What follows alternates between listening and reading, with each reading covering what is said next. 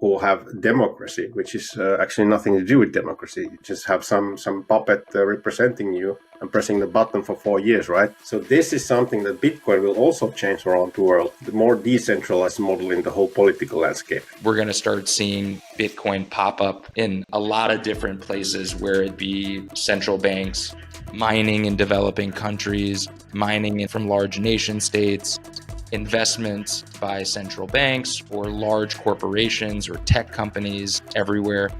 Making it cost-effective cross-border payments instantaneous in countries like India, Philippines, Indonesia, where people remit money. I think it has a great potential, because I always say, like, we are in 2024 in the information age on internet. We are connected digitally, but not financially yet.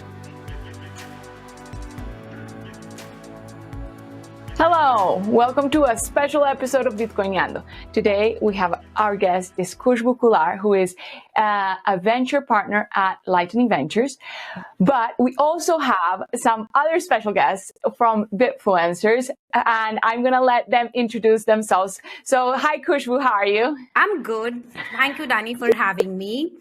Just a quick introduction. I'm Khushboo Khullar, the venture partner at Lightning Ventures, and we invest in Bitcoin native startups. And we have recently launched another crowdfunding, another platform, which is a crowdfunding platform called Thunder Funder.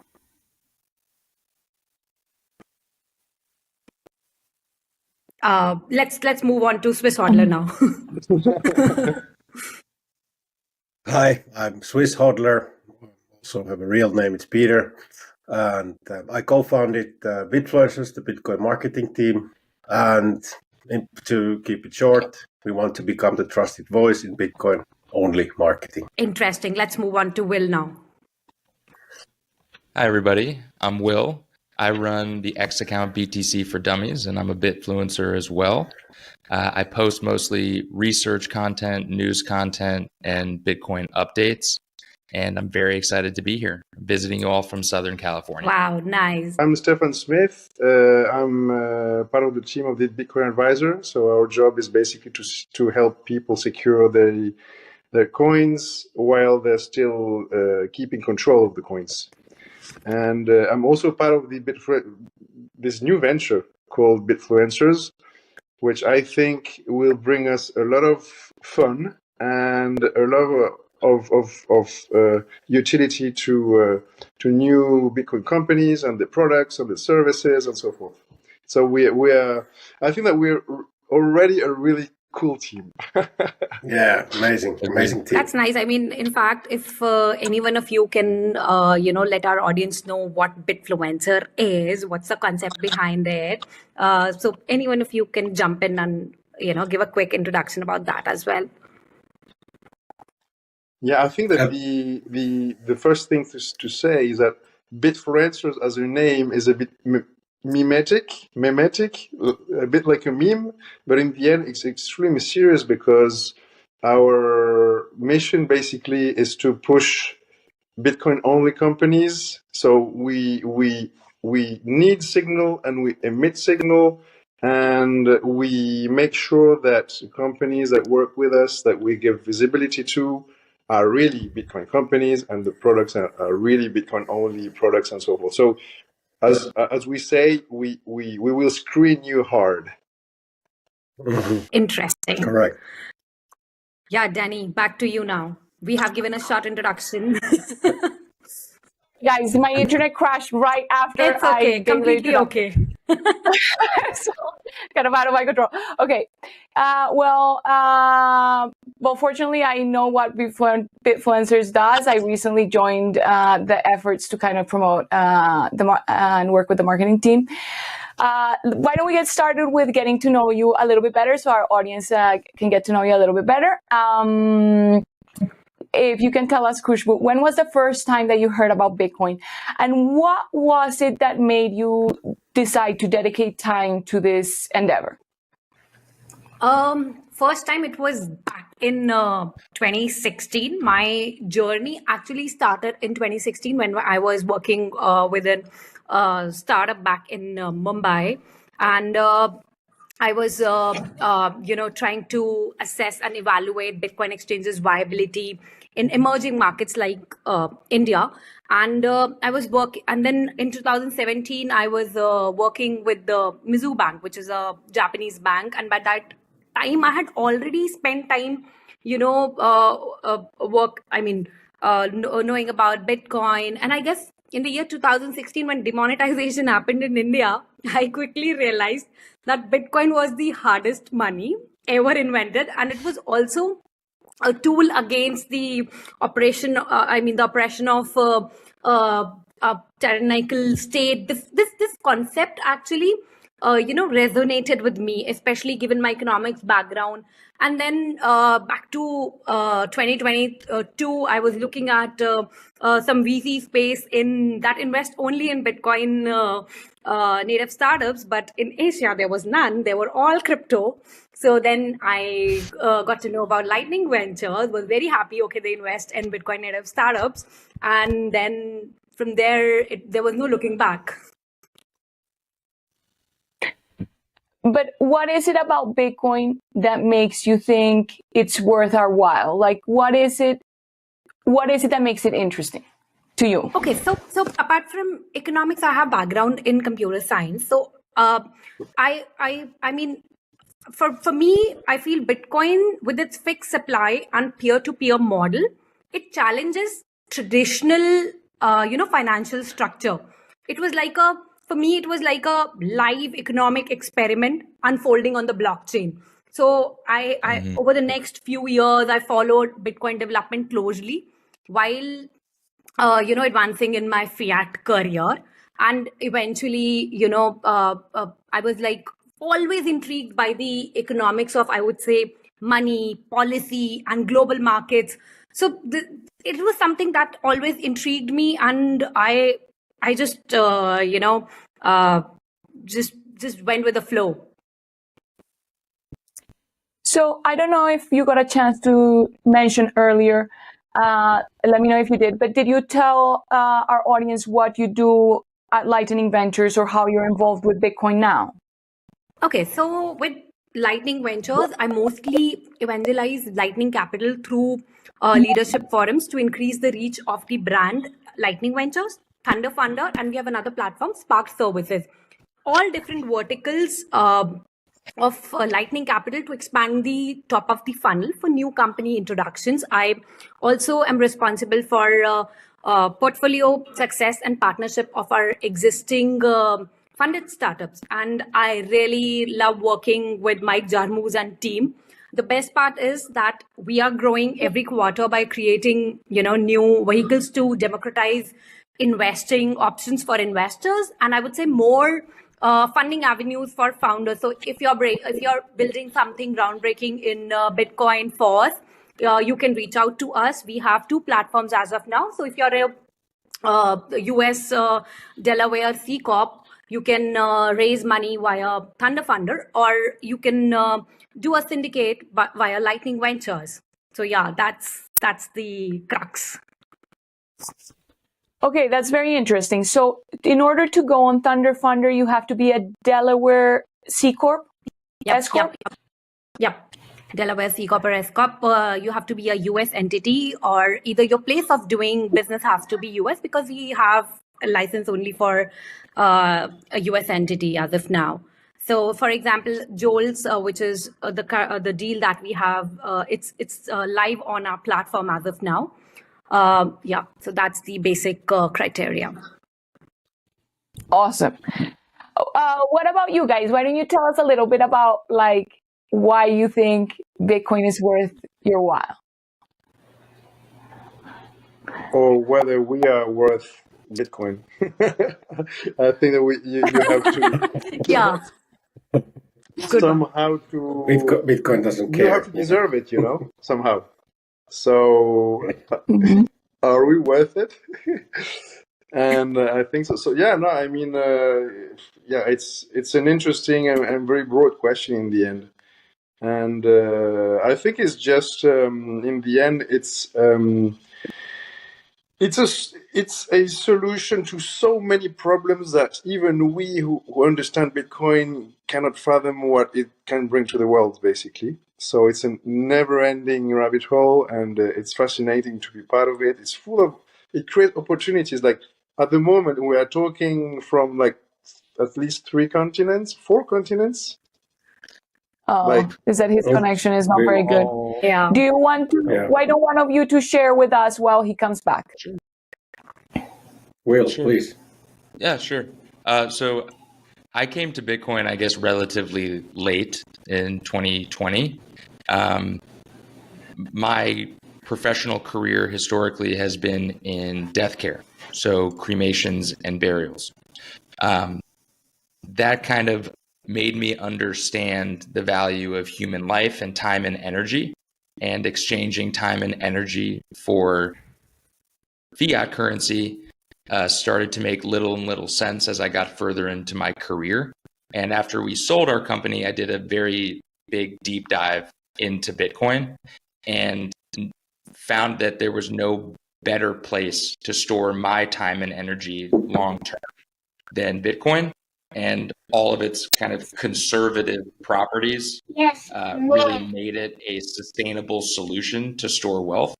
And I think once you get down or over that hump and kind of humble yourself to do the work of trying to understand Bitcoin, which I think all of us here know that it takes multiple touch points and many, many hours.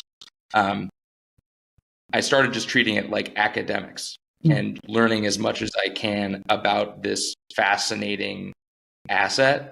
And the more I got into it and down that rabbit hole, it became clearer to me that it is a solution to more than just storing wealth. It has the ability to permeate so many different facets of nations, corporations, families, individuals, small businesses, nonprofits, everything really. So I think the potential is just astronomical, and I've never seen anything like it. When your Twitter feed when I first came across your Twitter feed, I was so jealous because I got orange pilled by BTC for Dummies, Bitcoin for Dummies book. That was the first book I read. Okay. That's what I was orange pilled by. So when I read that, I was like, oh, that's so good. Yeah.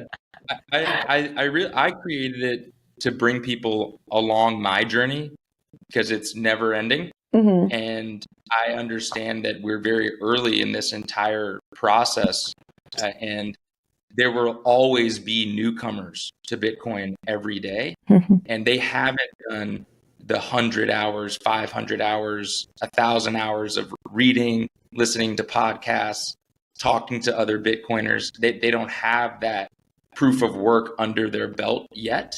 So I wanted to provide some sort of space that brings news and updates in simple form to newcomers that will inevitably become Bitcoiners. It's just a matter of time. How about for you, Hodler? What's been your journey like?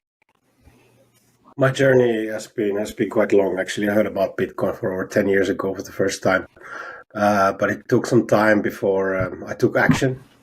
2016, for the first time, I really got into it. But for me, it was first a gambling thing, right? So I didn't understand the value. I'm wow, this is going to make me rich fast, right?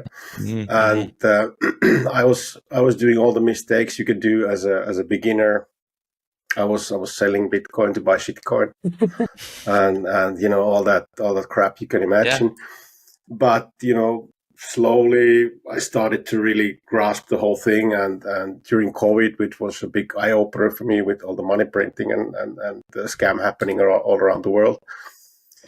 I've really, since then, the last 4 years, I've been falling deep in the rabbit hole, and also understanding, like Stefan said, you said, it's much more than just a store of value, the best money we have on the planet. It's so much more, and the whole freedom aspect of it, and it's just endless, and it basically makes the world a better place. Mm-hmm. I have here Khushboo on one side and I have you on the other side. And I think it's a great opportunity because you come from like opposite worlds, because you come from Switzerland and you come from India. And I want to have a little debate right now about where do you see Bitcoin going and how do you see Bitcoin working? Because in third world countries, it's much harder for people to adopt Bitcoin. So how do you see these two worlds that you two belong to coming together? Okay, I'll just, since I come from a developing country, but I see it as a greenfield opportunity. We can have something that's been proven in developed countries. We can have a clone where in terms of say a cross-border payment could be a use case. We can have it gives a potential of a double-digit $1 billion. There's a TAM SOM there because we have a huge population base, and we are still using the 1973 SWIFT plus correspondent bank network, which is an arcane technology network. So I think there is a potential to move forward there, and there are new ways to solve an old problem with Lightning Liquid Network, which has recently reached a new maturity after so many years of development. And I think that making it cost-effective cross-border payments instantaneous in countries like India, Philippines, Indonesia, where people remit money, I think it has a great potential, and it's also important because Bitcoin, which makes the layer 2 the most secure rails, and given the subject is money is important. So I think cross-border payment, remittances, and micro payments, these are like great potential for the countries like India, Indonesia, and other developing nations, for that matter, even in APAC, as for that matter. Because I always say, like, we are in 2024 in the information age on internet. We are connected digitally, but not financially yet. Yeah. Yeah, I fully agree what you said, and with what you said, and how I also see this on top of that, also banking the unbanked, and bringing now the Swiss kind of view to this whole thing is that democracy is something also that will be disrupted by Bitcoin. Because if you think of the Swiss democratic system, it's a direct democracy here, where people basically decide about everything. And there are referendums all the time, and it's not just the puppets in the parliament who decide about things, but it's really the people, right? And all the other countries who have democracy, which is actually nothing to do with democracy, you just have some puppet representing you and pressing the button for 4 years, right? So this is something that Bitcoin will also change around the world. The more decentralized model in the whole political landscape, Swiss style. So how do you think Bitcoin has something to offer Switzerland? I mean, in addition to being hard money, but knowing that the franc is the hardest money apart, like in the fiat world, what does Bitcoin have to offer the Swiss? It's even with the best shitcoin on the planet, Bitcoin is still the best store of value, and there's a lot of wealth in Switzerland that is still stored in Swiss francs, right? So definitely Bitcoin can also help Swiss people become even more wealthy by storing their wealth in Bitcoin instead of shitcoin, right? What about technology-wise, Khushboo? Like, how do you see? Because like there needs to be a certain access to smartphones and to devices. How do you think that's going to play out in India? I had heard that cryptocurrencies were somewhat prohibited. Is that still the case? Sorry, I didn't get your question. Like, what's your question? So it's like two questions. One is about the physical hardware. Like, how do you see that playing out? Because you need either a smartphone or you need access to devices and that kind of stuff. And the other part of the question was, where is India with the legal component? Because I had heard that there were some like restrictions. Yeah, I mean, the second part of your question, like, crypto in fact is mainstream, unfortunately, and Bitcoin is not that prevalent, maybe because of lack of awareness, primarily. And in terms of mobile phone and from a legality perspective, it is allowed. That's not an issue for sure. Yeah, and to answer the first part of your question, in terms of devices, I think that's not an issue. The mobile penetration is quite high in India. It's just that there's a gestation period. There is a gap where we follow actually the Western world, where if there is if someone if someone is going with it, then we also follow it. But there is a gap there, and I guess it will take time for people to actually understand the nitty-gritties of Bitcoin as a medium of exchange, and I think that will slowly happen.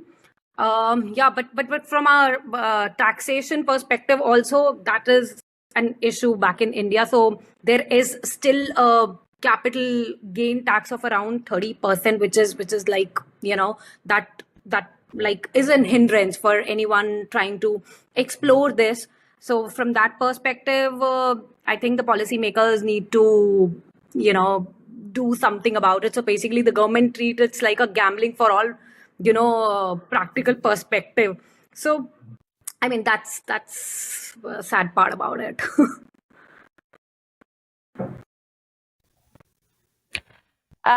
Do you guys want to go ahead with any of the questions that maybe you guys had? Yeah, I had a question kind of going a little bit deeper into that. In Europe and in India, do you find, I think you touched on a little bit, Khushboo, but do you find that crypto and Bitcoin are kind of used interchangeably as a concept or as a technology there? Because in the US, people still don't distinguish between Bitcoin and crypto, which I think is one of the biggest pieces of evidence of not doing the work on Absolutely. Bitcoin. Yeah, you're bang on. I mean, they cannot differentiate, in fact, between Bitcoin or any other coins, and education and awareness is completely missing for them. Any other coin is so if something disastrous happens to any other coin, they will be like, oh, then it'll happen to Bitcoin also. For them, there is no difference. So the gap is widespread. There is a big work that needs to be done in creating awareness, and that let them figure out, like, there is a clear demarcation between Bitcoin and other coins, and they are not correlated in a way. Like if something, I mean, it's like proof of work versus proof of stake. So I'm getting more into details, but it's very the basic understanding is not there. Yeah. Yeah, I could say from a Swiss perspective, because I have some first-hand information. I was Friday, which was like 2 days ago, I was representing Relay at Switzerland's largest startup event in Zurich, the high fiat city, and orange pilling the people the whole day there, and telling them about Bitcoin and what Relay is doing, the biggest Bitcoin only app in Europe, right?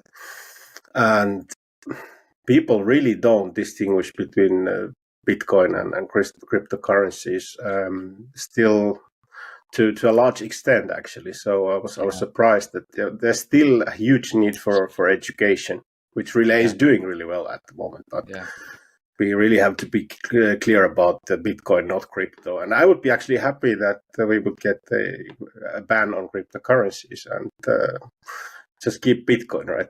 I would, right? Yeah. Make sure you hold your microphone close to you. Okay. Yeah. Thank you. Khushboo, one question for you about adoption that kind of dovetails on Dani's question about the hardware and technology. Do you see a path where a certain centralized app becomes like a big on-ramp in India? So maybe the citizens get exposure to Bitcoin at high levels, but it's through like what would be the equivalent of a Coinbase here in the US, something like that.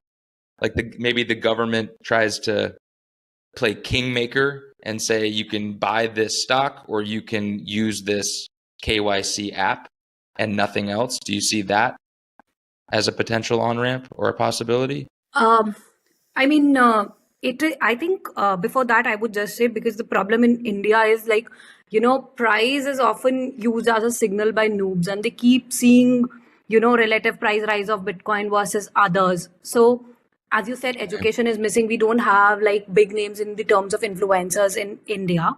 But as you say, to answer your question, it is how every market has started.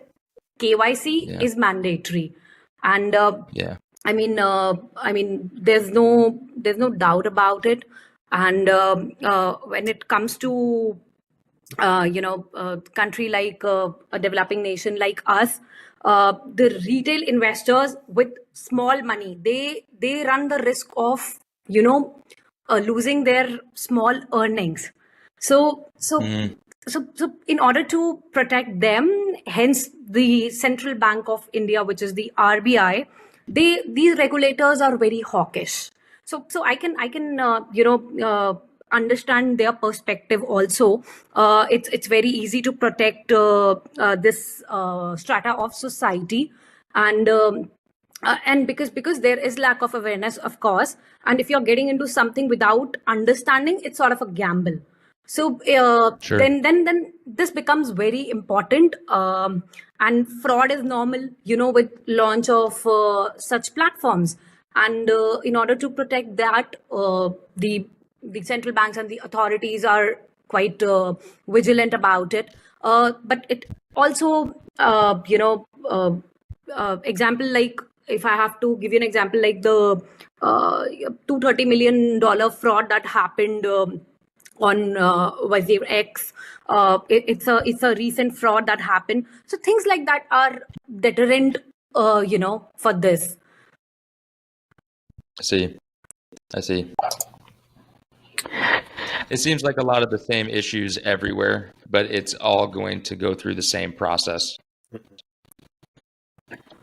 Yeah, I see a lot of similarities between what you're expressing about India and how it is playing out in Latin America. But I do think that maybe the closeness to China makes the access to devices a little bit smoother. Because in South America, we have a lack of resources, but also we have a lack of access to infrastructure. And I think in India, there's a larger access to infrastructure because of its closeness, like its physical closeness to China. Is that true? Do you think, because does India have a lot of access to like Chinese technology?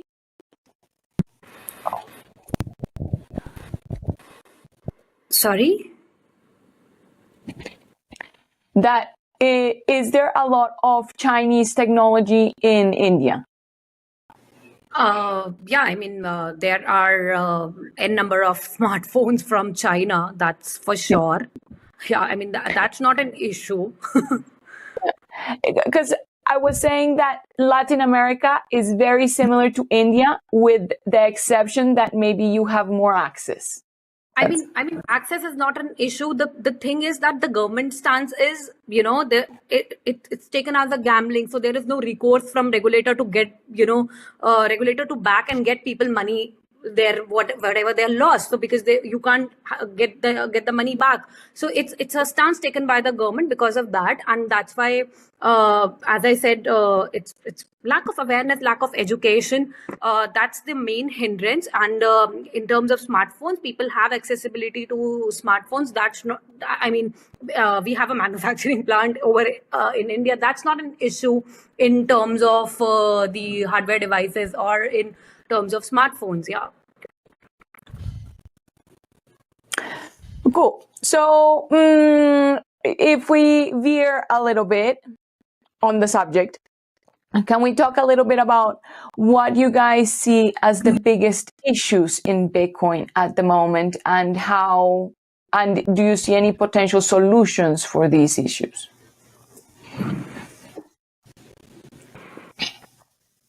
Khushboo, you want to start? Will you go ahead? Okay, sure. I think one we touched on is educating on Bitcoin, not crypto. I think the misinformed commingling of the terms is a big issue, and I think education adoption in general is a big issue. I think if everyone knew what Bitcoin was, we would be playing this global game of musical chairs, and the music stops and everyone needs to kind of find a seat and everyone converge on the singular best asset globally. And the fact that that's not happening yet, I think, is an indication that we're not at a level of relevance and education for the normal or average populace. And I think education is key, because the more Bitcoiners that we create, the better. Because I think once I'll ask you, when you learned about Bitcoin, did you ever go out of the rabbit hole? Did you ever reverse out of the rabbit hole, or did you continue going one way? For me, it only goes one way. Yeah. The more I learn about Bitcoin, the more I understand it. To me, it's the only asset worth Absolutely. purchasing. And I think that once more people understand those incentives, I fundamentally believe that they'll have the same journey that you and I had. And if I know that, I just know that I'm early, and I want to help people get on the train before it leaves the station, so to speak. So, may I quickly continue what you just started? So, I fully agree. Education is the key, because that tackles the next problem, which is the governments, because governments hate freedom, right? So, once we educate the people and they understand that Bitcoin is the solution to these problems, then also the governments are ticking the box, right? Yeah, I'm in the US. I don't think that anything's happening to the US government anytime soon, no matter what happens with Bitcoin. They're extremely powerful. I don't want to get in their way.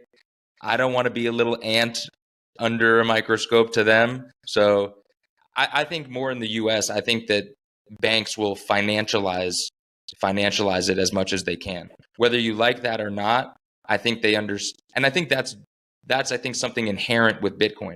Whatever competence, business, or area of work that you're in, I think that you'll find an incentive that leads you to Bitcoin, whatever that is. Now, I would like to add just few points here. Like, I'm based out of Singapore, but if I have to talk about from a Indian perspective, from an India perspective, then the problem is, unfortunately, people see it as a gambling tool, and because of its volatility also. So maybe because of the lack of awareness and education, but these nations don't understand that they have double-digit inflation. Then also they do not understand the value of Bitcoin, and that's really sad. Sad. I think that it's a well chosen word, Kush, because you can hear people complain. And before I dropped off because my phone is I need to change it. People complain, but that they are like hope blind now. Like, this is a system that creates cynicism and that keeps people inside that, and they just they're like, the meme of fish don't know to be wet, and it just takes. So they basically complain, and you try.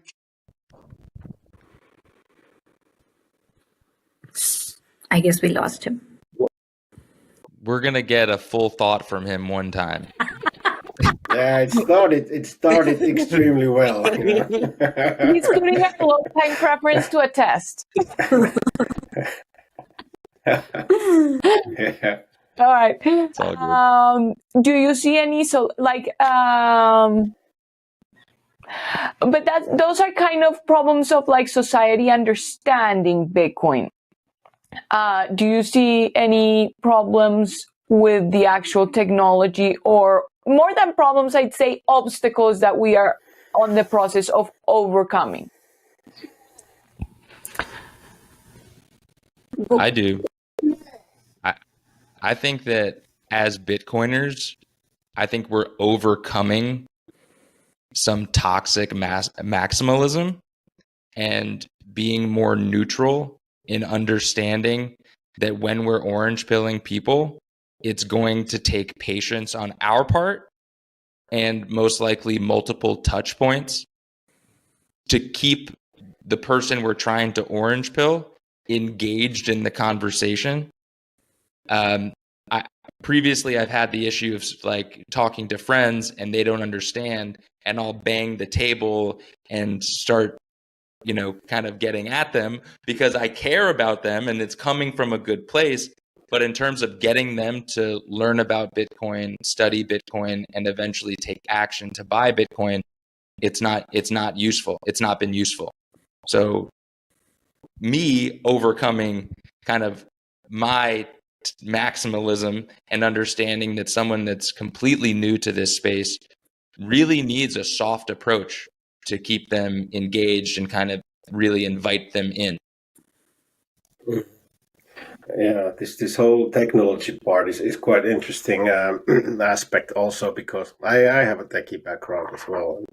I've been long in IT and data and stuff, but the thing is, like, for a normie to understand even the basics of from a technological perspective, what Bitcoin is actually doing is sometimes too much, right? Yeah. And especially if the guy orange pilling is sounding like he's gonna sell some technology to me, right?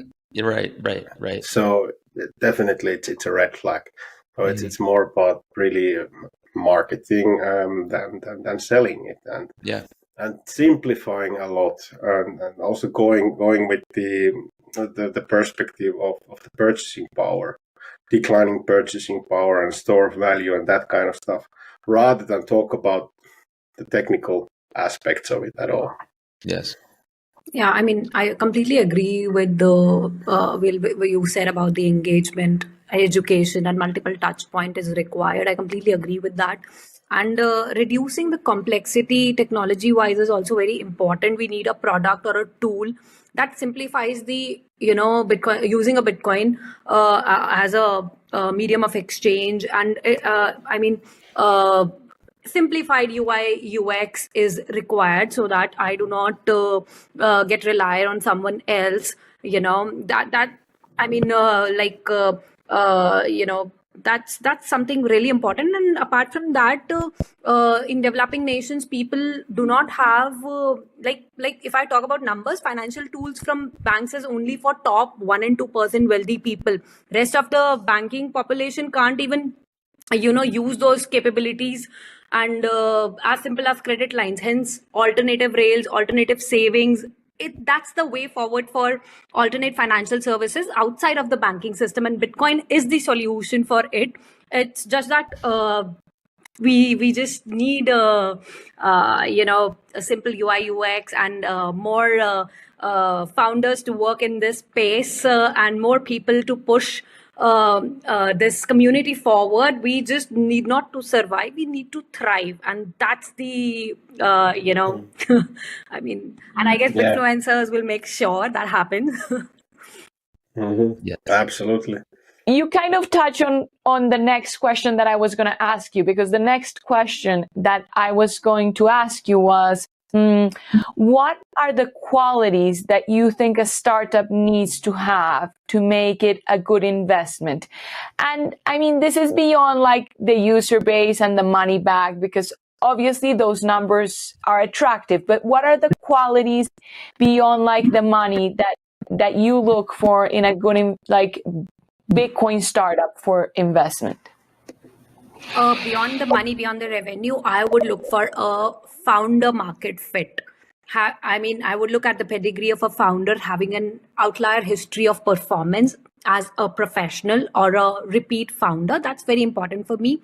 And I would also love to invest in a moonshot startup that can, disrupt the entire industry, which have a massive market sizing TAMs and so on. And or something where they have a peculiar insight, or they have an unfair advantage that might create a hockey stick growth in future. So these are the exceptional founders, and working on exceptional venture idea within, I would say, exceptional market sizing, and focusing on exceptional Bitcoin standard. That would be the venture fundable ideas for us. Okay, and in that same line of thought, do you think that there will be a demand for Bitcoin-only marketing services? Yes, of course. If there are so many Bitcoin native startups, there will always be demand for. You will always need people who's gonna promote you, who's gonna take you to the next level. You always need. They are the people who will always help you out. Of course, there'll be always be demand for that. We like your answer.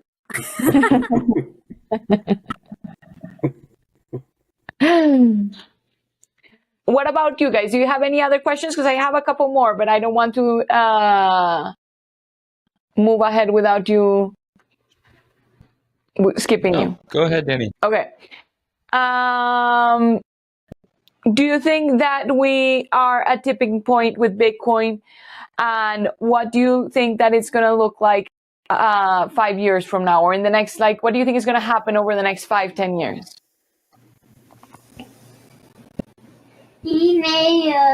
Let's start with you, Will.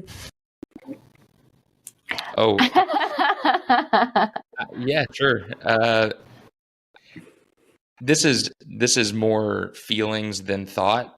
Here in the US, it does feel like we're at a bit of a tipping point. The last 12 to 18 months in the US, we've seen a really big reversal in politics and major corporations' sentiment towards Bitcoin.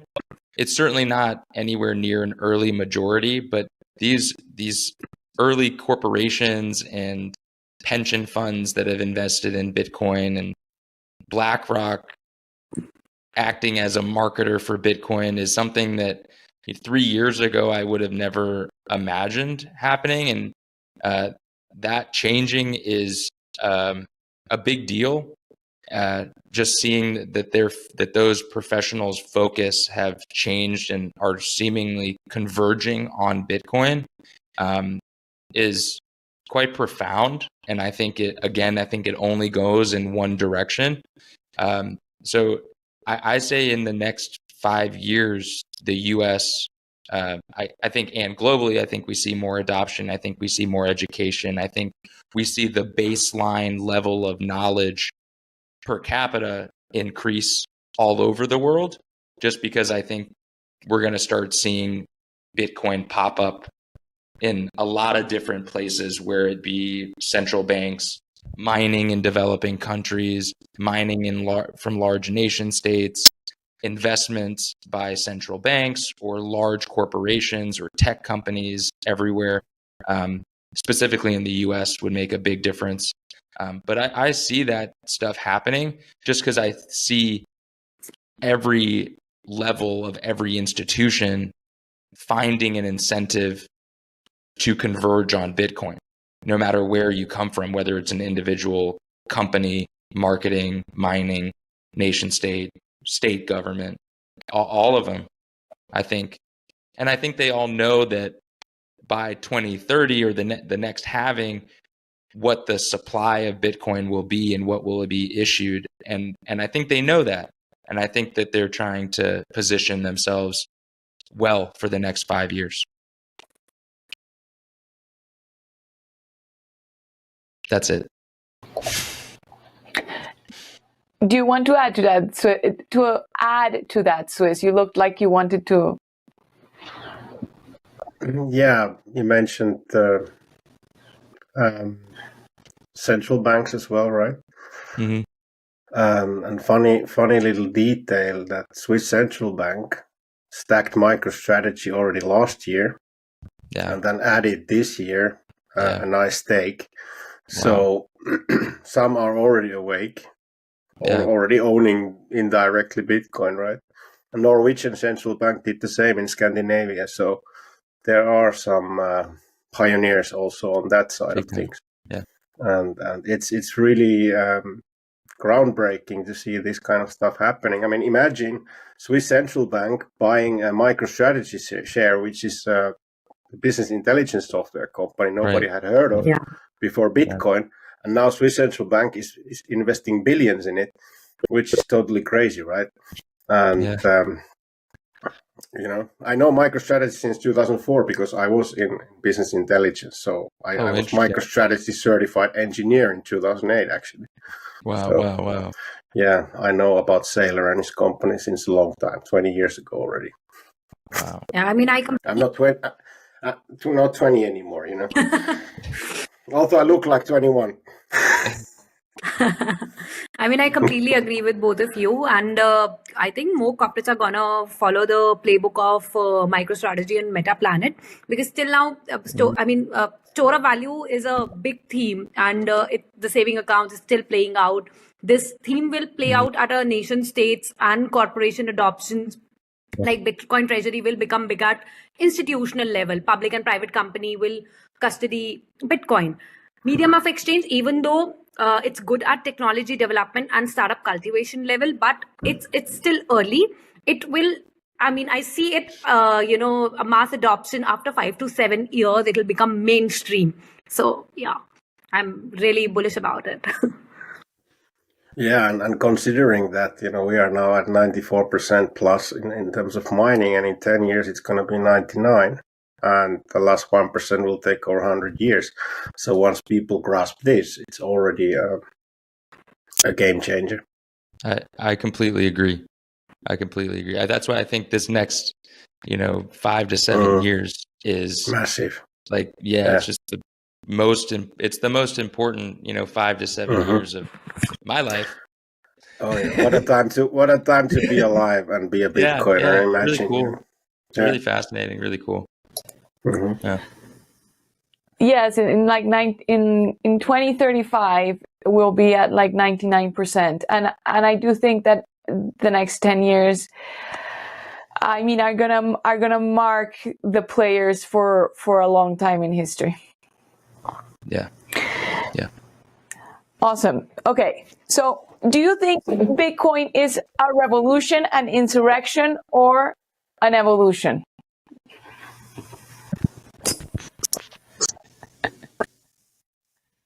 Did you understand me, Khushboo?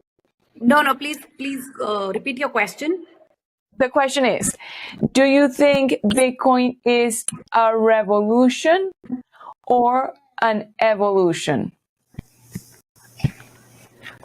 Revolution or an evolution? Wow, interesting. I mean, it's for me, it's both. It's revolution as well as evolution, and I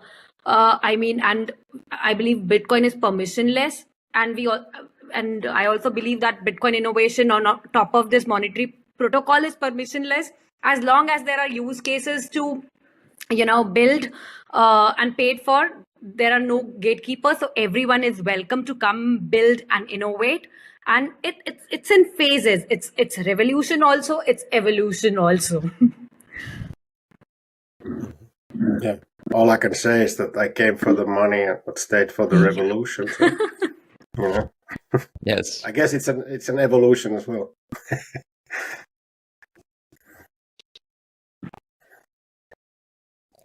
Welcome back. You're back. This question is for him. I will be gone again before we know it. 15 seconds. Please ask away.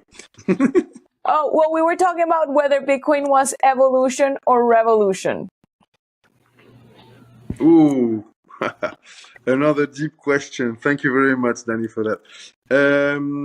It's the natural evolution of money, which money is one of the only technologies that has not been allowed to evolve in the, like, I don't know, 300 years or 50 years, depends on which angle, which angle you are looking at it. Like just for payments, for example, you have this duopoly MasterCard, Visa, that has been existing for 60 years, and there's not that much evolution that has, gone there. In terms of the mere, so basically, first of all, it's a revolution, of course, because it's going to change everything. And it's a natural evolution of money. So this is my short answer. Very well put. I think you put it better than all of us. Yeah. So now my phone can die off again. Perfect. He's a real special guest, popping to drop a few bombs, truth bombs,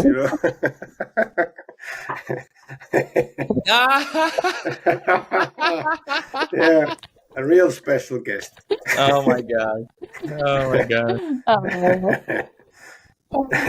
So it's a first for everything. Even this meeting has been full of firsts. Okay, so what makes you the most excited about what you're seeing happening right now? Like, what are you seeing maybe in the companies that you're investing in, or in the ecosystem in general? What makes you super excited about Bitcoin right now? I guess L2 makes me super excited. So we are, looking at L2 solutions, looking at, we are at the forefront in investing anything under the realm of Bitcoin space. And this keeps me, really exciting. I would. We are also looking for other technologies, and there's so much work to do. So I'm going through conferences from Asia, Europe, USA, and I'm witnessing the excitement building on layer 2. And I'm trying. We spoke about so many challenges that they are facing, and trying to work on that, trying to help the founders and get them more closer to the funding, and more doing helping them with the advisory. So this is this is very important to back them, because be it an early stage founder, be it a pre-revenue company, it's very important to create awareness amongst them how they can raise fund through even from organizations like HRF or OpenSats. Then you have a set of investors like us, and we can also potentially introduce to other VCs and back them. So it's just what keeps me going.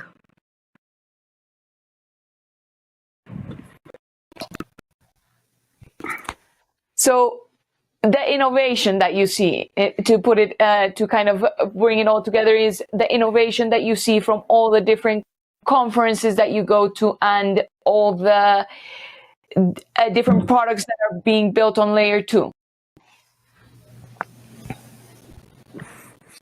I would say, I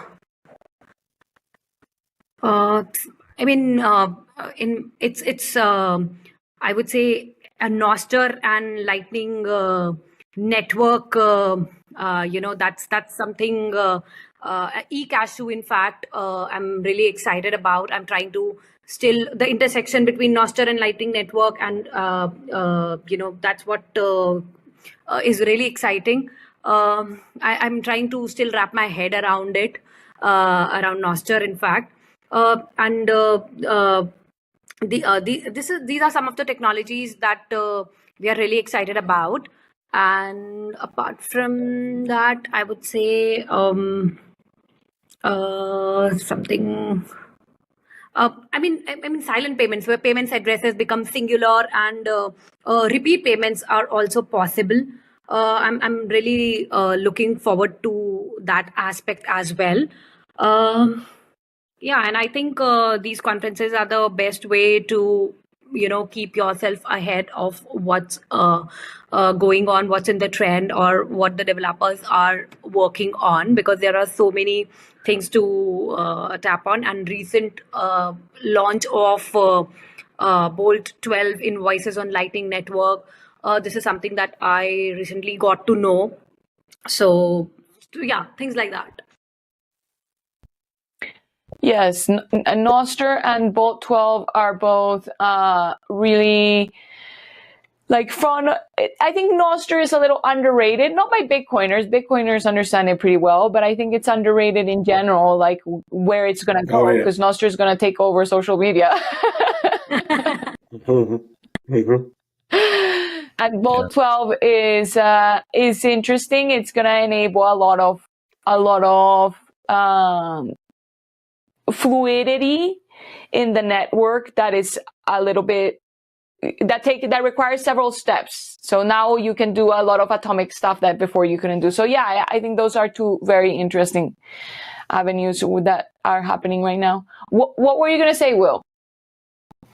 Oh, nothing. Oh, no. Okay. You seem like you were just waiting on that. Sorry. I threw you. I faked you out. Sorry.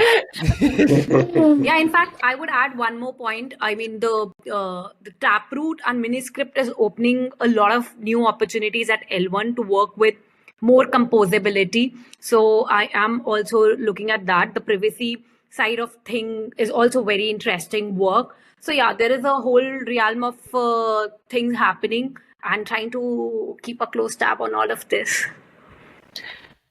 I feel like Taproot has gone slower than, because like it was implemented and there was all this excitement going on all the way up to like it being like released on the main chain, and then it kind of like it didn't, like it kind of lost its momentum. But I think it's because not enough, like you say, like the startups and the innovators haven't really built the apps that it enabled. So there is a lot of space of innovation still to happen on top of Taproot, I feel.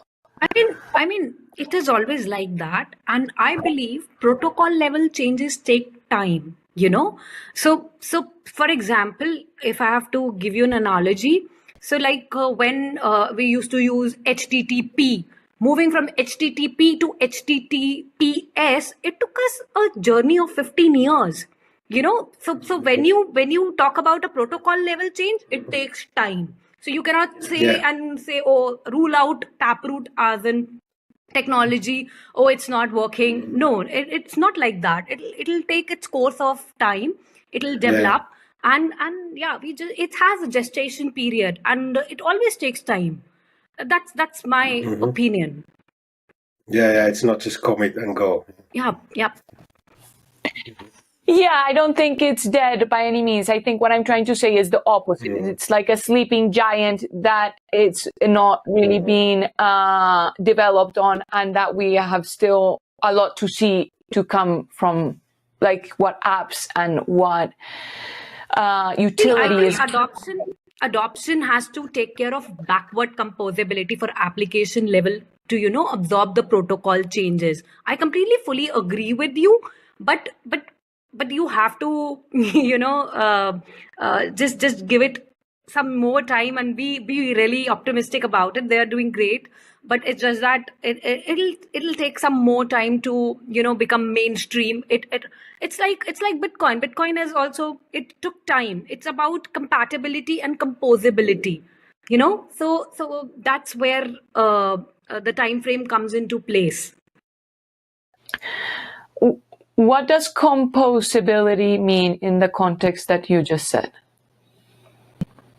Like for example, I would say a composability, if I have to talk about, the example would be Miniscript.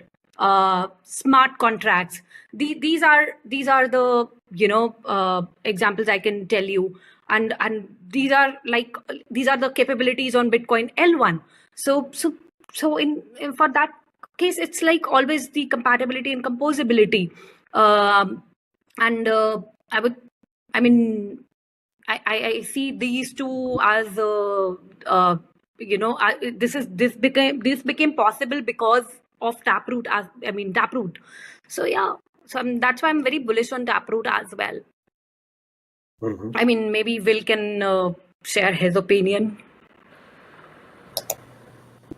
No, your explanation of the tech side is much better than mine. Okay. And I agree that UI, UX, and implementation is slow, and I think any protocol change to Bitcoin should be extremely slow. I think any change to Bitcoin should be very, very slow and meticulously thought out. Yeah.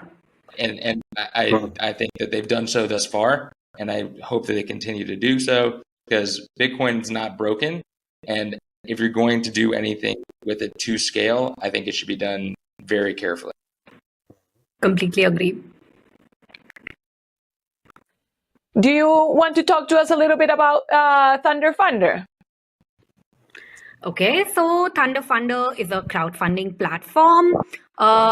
We launched it during the Nashville Bitcoin conference, in fact. So I would say Thunder Funder is more than just a crowdfunding platform. It's a launchpad for the most promising Bitcoin focused startup. So if you are a Delaware C Corp, then you can reach out to us, and we'll help you, in raising funds for your startup. It's and as of now, we have one live deal that's Joel's that is live on our platform. You can check that out, and anybody can invest. So the better aspect about this is, like, even non-accredited investors can also invest on this platform, and the ticket size to invest starts from $100. So it's like anybody could be part of this journey. So we welcome all. Yeah. Do check out our website and be part of our journey. I have some follow-up questions, but before we do that, Stefan, is there anything you would like to add before we lose you again? Well, I don't know what you were talking about in the first place. Oh, I just mean about like your thoughts in general. We've talked about Bitcoin in the future. We've talked about Bitcoin obstacles. We've talked about all kinds of stuff. Any ideas you want to share with us? We should not fall into the trap of being too confident, because everything is good for Bitcoin, but not everything is good for Bitcoiners. This is my short answer before I drop off again. Another truth bomb, yeah?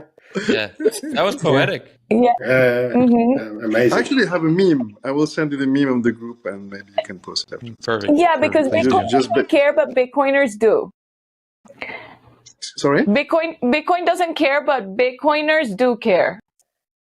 Big time. And politics are showing us that we have to talk to that legacy world, because if you are fine being a Bitcoiner, but your community is not fine, you're not going to be fine. So before you are forced to vote with your feet, try to fight. Try not to die on this hill, but fight locally. Mm-hmm. Well, so Khushboo, I'll ask the question I had for you. The question was, is it possible to invest in Thunder in Bitcoin, or do you have to invest in USD? Right now it's fiat, unfortunately. We are working on that. But is that a regulatory limitation or just a technical one? A regulatory? No. It's a technical one, because we just recently launched, so we have to work, and we are working on it. Of course, we understand. As of now, it's fiat. Soon there'll be announcement about it where we'll accept BTC as well. Okay, cool. Very cool. Well, we're getting to the end of the time that we have. Is there anything that we haven't talked about that somebody would like to raise? Any point that anybody would like to raise? Stay humble, stack sats. Not really. I'm just thinking that this is gonna be a huge hit, this episode, because the Stefan, making his appearance. He did a new cameo guys. in this podcast. He was It will. This episode will become a meme. Yeah. So basically, if I buy a new phone, we should pre-record random truth bombs, and we can just sprinkle them in episodes. Random. Truth bomb from Stefan. Yeah. Did they lose you again? That's great. Okay, then But it was a lot of fun. sorry, I didn't mean to speak over you. Why don't you tell us? Let's start with Bitfluencers. Why don't you tell us where people can find you and how they can support you, and then you can tell us, Khushboo. Yeah, 21bitfluencers.com. You can find us there. Say it again. And on X, 21bitfluencers.com. 21bitfluencers as well. And you can help us to get started and cover some of the operating costs on the Geyser Fund. We're there. So keep the sats flowing. And if you're a Bitcoin company and you want some marketing, then feel free to reach out. I'm sure there's some way that we can collaborate as well. Absolutely. We'll be happy to help with Bitcoin-only companies. Not Bitcoin only. Yeah, go ahead. Bitcoin only, no shitcoin. Go ahead, Khushboo. Close us out with your world. No, I was just saying, like, I mentioned it on my LinkedIn post also. They are the hype squad for Bitcoin only brands. So they are doing great work. And and if anybody wants to reach out to Lightning Network, it's our website is ltng.ventures. And for Thunderfunder, it's thunderfunder.com. Wonderful. And I think that they're also like that on Twitter. Well, or X. Stefan, any We're also words? on LinkedIn, by the way. Sorry, Swiss talk, so I didn't hear you, Dani. Sorry, what did you say, Swiss? So we can all get our turn? We're also on LinkedIn, by the way. Okay, cool. 21bitfluencers. So Yeah, we need. find us It's there not as that well. we need Fiatland, but LinkedIn is.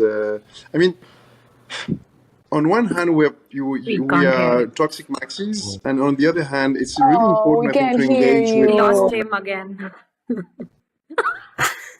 No closing words. This is so funny. Well, everybody, thank you for coming. It was really fun to have this group debate and to have people from all opposite sides of the world, because we have an American, a Colombian, an Indian, and a Swiss. Well, no, sorry. Would you say, if you are from India, would you say Indian? Yes. Okay, sorry. It's because I'm Indian. I'm Indian, based out of Singapore. And Dani, we first time met at Prague, and see the coincidence. I'm currently at Prague and doing a podcast with you. Prague is awesome. Well, it's been great having you, everybody. Thank you for coming and for making time. And I can't wait to have you all here again at some point. We should have you as special cameos, like Stefan. Whenever you want, you can come and Yeah, need to get an old phone working. So you're all welcome Thank to you, come. Dani. Thank you for having us. Thank you. Great Thank meeting you. you, Thank you Will so and much. Swiss and Stefan in between. All right. thanks. Bye. Thank you, audience, for coming. And don't forget to like, share, retweet, leave your comments and questions, and press that. Stack sats.